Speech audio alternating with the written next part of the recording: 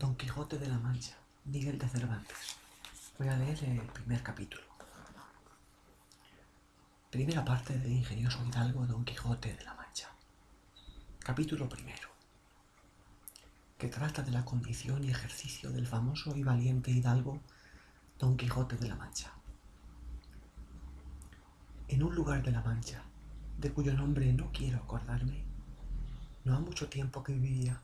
un hidalgo de los de lanza en astillero, adarga antigua, rocín flaco y galgo corredor. Una olla de algo más vaca que carnero, salpicón las más noches, duelos y quebrantos los sábados, lentejas los viernes, algún palomino de añadidura a los domingos, consumían las 3 partes de su hacienda. El resto de ella concluía ensayo de velarte, calzas de velludo para las fiestas, con sus pantuflos de lo mismo,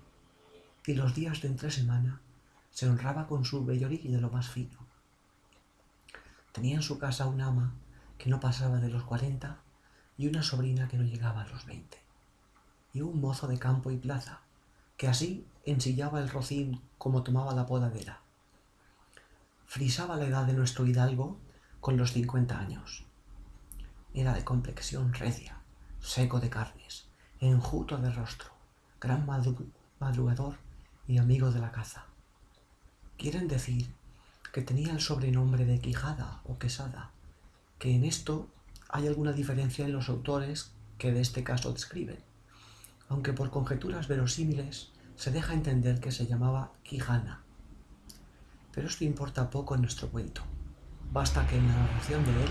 no se salga un punto de la verdad. Es, pues, de saber que este sobredicho hidalgo, los ratos que estaba ocioso, que eran los más del año, se daba a leer libros de caballerías, con tanta afición y gusto, que olvidó casi de todo punto el ejercicio de la caza y aún la administración de su hacienda, y llegó a tanto su curiosidad y desatino en esto, que vendió muchas fanegas de tierra de sembradura para comprar libros de caballerías en que leer, y así llevó a su casa todos cuantos pudo haber de ellos, y de todos ningunos le parecían tan bien como los que compuso el famoso Feliciano de Silva, porque la claridad de su prosa y aquellas intricadas razones suyas le parecían de perlas, y más cuando llegaba a leer aquellos requiebros y cartas de desafíos, donde en muchas partes hallaba escrito: la razón de la sinrazón, que mi razón se hace, de tal manera mi razón enflaquece, que con razón me quejo de la vuestra fermosura. Y también cuando leía: los altos cielos que de vuestra divinidad divinamente con las estrellas os fortifican y os hacen merecedora del merecimiento que merece la vuestra grandeza. Con estas razones perdía el pobre caballero el juicio y desvelábase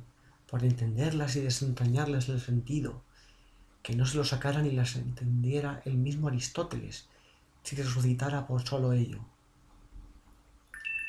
No estaba muy bien con las heridas que don Belianís daba y recibía, porque se imaginaba que, por grandes maestros que le hubiesen curado, no dejaría de tener el rostro y todo el cuerpo lleno de cicatrices y señales. Pero con todo, alababa en su autor aquel acabar su libro con la promesa de aquella inacabable aventura, y muchas veces le vino deseo de tomar la pluma y dalle fin al pie de la letra como allí se compromete, y sin duda alguna lo hiciera, y aún saliera con ello, si otros mayores y continuos pensamientos no se lo estorbaran. Tuvo muchas veces competencia con el cura del lugar, que era hombre docto, graduado en Sigüenza, sobre cuál había sido mejor caballero, Palmerín de Ingalaterra o Amadís de Gaula, mas maese Nicolás, barbero del mismo pueblo,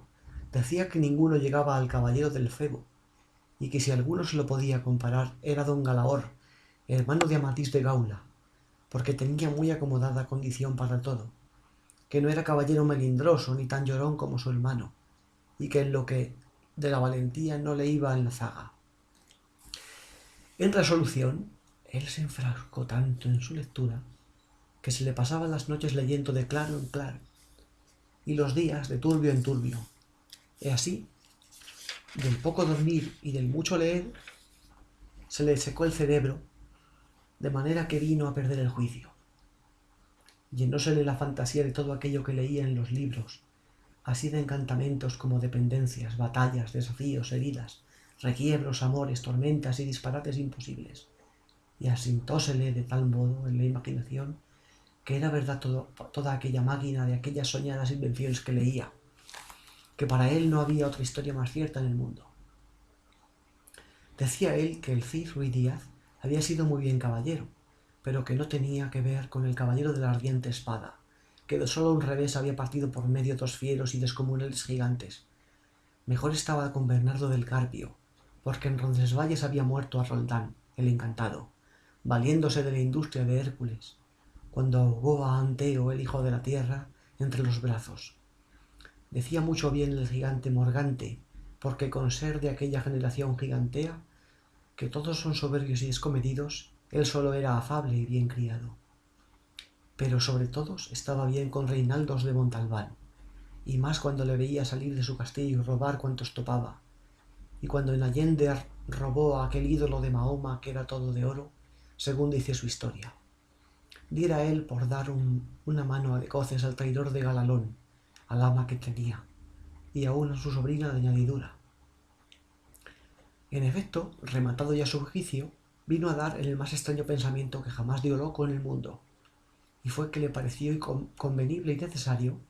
así para el aumento de su honra como para el servicio de su república, hacerse caballero andante y irse por todo el mundo con sus armas y caballo a buscar las aventuras y a ejercitarse en todo aquello que él había leído que los caballeros andantes se ejercitaban, deshaciendo todo género de agravio y poniéndose en ocasiones y peligros donde, acabándolos, cobrase eterno nombre y fama. Imaginábase el pobre ya coronado por el valor de su brazo, por lo menos del imperio de Trapisonda, y así, con estos tan agradables pensamientos, llevado del extraño gusto que en ellos sentía,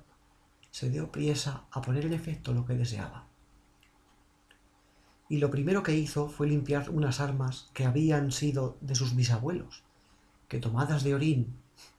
y llenas de moho, luengos siglos había que estaban puestas y olvidadas en un rincón. Limpiólas y aderezólas lo mejor que pudo, pero vio que tenían una gran falta, y era que no tenían celada de encaje, sino morrión simple, mas a esto suplió su industria, porque de cartones hizo un modo de media celada que, encajada con el morrión, hacía una apariencia de celada entera. Es verdad que para probar si era fuerte y podía estar al riesgo de una cuchillada, sacó su espada y le dio 2 golpes, y con el primero, y en un punto deshizo lo que había hecho en una semana, y no dejó de parecerle mal la facilidad con que la había hecho pedazos, y por asegurarse de este peligro, la tornó a hacer de nuevo, poniéndole unas barras de hierro por de dentro, de tal manera que él quedó satisfecho de su fortaleza, y sin querer hacer nueva experiencia de ella, la disputó y tuvo por celada finísima de encaje. Fue luego a ver su rocín, y aunque tenía más cuartos que un real, y más tachas que el caballo de Gonela, que tantum pellis esosa fuit, le pareció que ni el bucéfalo de Alejandro ni Babieca del Cid con él se igualaban. 4 días se le pasaron en imaginar qué nombre le pondría, porque, según se decía él, a sí mismo, no era razón que caballo de caballero tan famoso y tan bueno él por sí estuviese sin nombre conocido,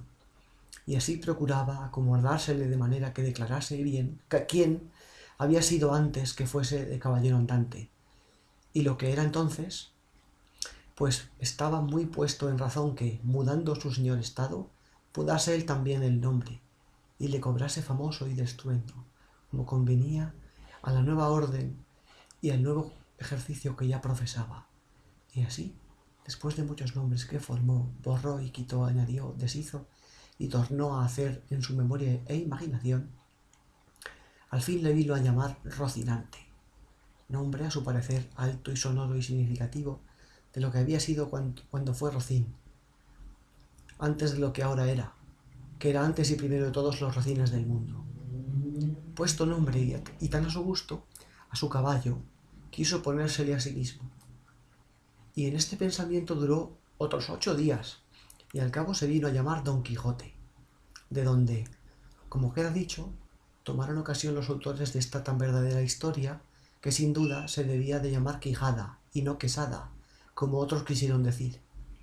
Pero acordándose que el valeroso Amadís no sólo se había contentado con llamarse Amadís a secas, sino que añadió el nombre de su reino y patria por hacerla famosa, y se llamó Amadís de Gaula, así quiso, como buen caballero, añadir al suyo el nombre de la suya, y llamarse Don Quijote de la Mancha, con que a su parecer declaraba muy al vivo su linaje y patria, y la honraba con tomar el sobrenombre de ella. Limpias pues sus armas, hecho del morrión cerada, puesto nombre a su rocín, y confirmándose a sí mismo, se dio a entender que no le faltaba otra cosa sino buscar una dama de quien enamorarse, porque el caballero andante sin amores era árbol sin hojas y sin fruto y cuerpo sin alma. Decíase él: si yo, por malos de mis pecados o por mi buena suerte, me encuentro por ahí con algún gigante,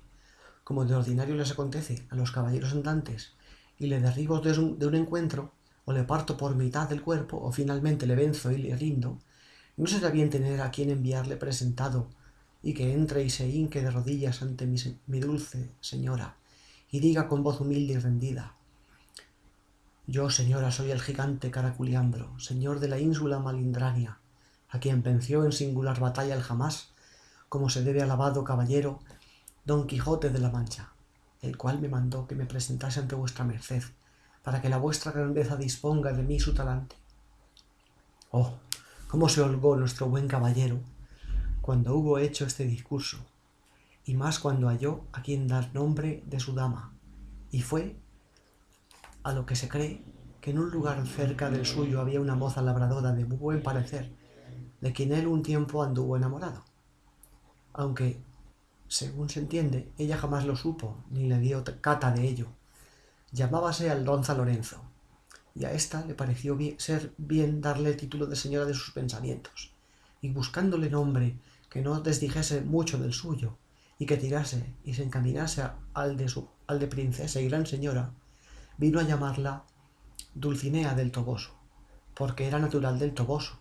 nombre a su parecer músico y peregrino y significativo, como todos los demás que a él